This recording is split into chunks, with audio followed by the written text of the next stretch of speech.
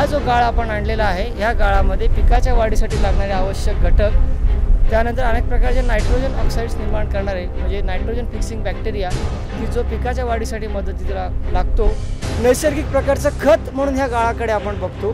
आणि म्हणून शेतकऱ्याला केमिकल फर्टिलायझर्स असतात त्याच्या मानाने कमी खर्चामध्ये हे होतं. मैं रिक्वेस्ट करूंगा फार्मर्स लोगों को कि आपके खेतों में आप उसको डाल दो, ताकि बाद में 5 साल तक आपको कोई खत वापरने की ज़रूरत नहीं पड़ेगी. आपकी ज़मीन में पिक आएगा. 50 साल का जो सूखा है वो ख़त्म हो जाएगा. जहाँ खुशहाली आएगी, हरियाली आएगी. एक साल में 3 बार खेती करेंगे.